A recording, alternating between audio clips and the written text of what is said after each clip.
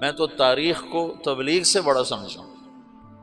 حضرت مولانا انعام الحسن صاحب رحمۃ اللہ علیہ کا انتقال ہوا 1995 میں، تو میواتیوں کو بہت بڑا گروہ نظام الدین مرکز کے آگے ایک مسجد ہے، وہاں میں نے کئی نمازیں پڑھی ہوئی ہیں، وہاں مسلح ہو کے اکٹھے ہو گئے کہ اگر مولانا سعد کے علاوہ کسی اور کو امیر بنایا گیا تو ہم اسے قتل کر دیں۔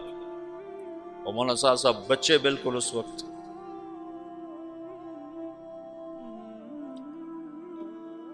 30 سال بھی عمر نہیں تھی اس وقت ان کی، تو ہمدردیاں وابستہ ہو جاتی۔ اور ایک طبقہ مولانا زبیر صاحب کا ساتھی ہوگی کہ اگر مولانا زبیر صاحب کے علاوہ کسی اور کو امیر بنایا گیا تو ہم اس کو زندہ نہیں چھوڑیں گے۔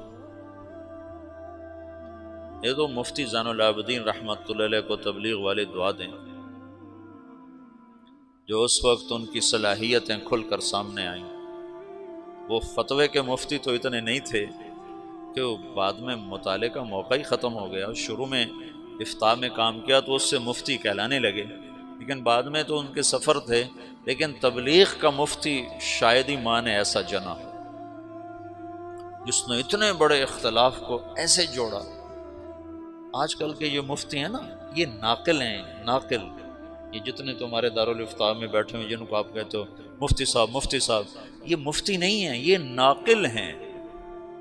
یہ تو فتویٰ نقل کر کے دے دیتے ہیں، اپنی بصیرت کے ساتھ معاملات کو سلجھانے والے کو مفتی کہتے ہیں۔ مولانا سعید خان صاحب کہتے تھے، 98 میں انتقال ہوا، اس وقت کہتے تھے پاکستان میں 2.5 مفتی ہیں، مفتی احمد علی سن رہے، کہتے تھے پاکستان میں 2.5 مفتی ہیں، 2 پورے ہیں 1 آدھا ہے۔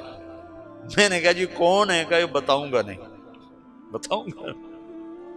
مفتی اس کو نہیں کہتے جو بدائے ثنائے سے فتویٰ نقل کر کے دے دے، اور عالمگیری سے اور تمہاری وہ کیا ہے در مختار سے یا ان کتابوں سے تمہیں فتویٰ نقل کر کے دے دے، یہ تو ناقلین ہیں۔ اب تو یہ بے وقوف 1 سال تخصص میں کرنے کے بعد خود اپنا نام کے ساتھ مفتی لکھتا ہے، مفتی طارق جمیل۔ الو کو عبارت پڑھنی نہیں آتی اور خود اپنے نام کے ساتھ مفتی لکھواتا ہے۔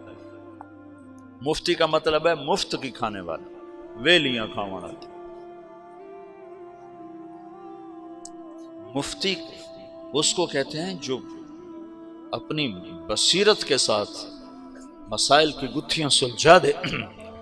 ساری زندگی مفتی صاحب رحمۃ اللہ علیہ کی قدر، اللہ کا شکر ہے تمام اکابر کی قدر دل میں رہی، تو مفتی صاحب کا روب داب، جلال اور شاہی ٹھاٹ باٹ ایسے ذرا بود رہتا تھا، بود رہتا تھا،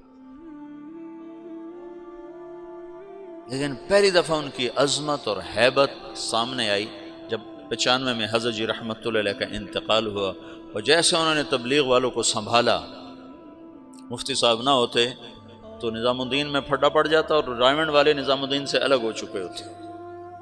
اس بندے نے ایسے جوڑ اصل مفتی ہونے کا حق ادا کیا،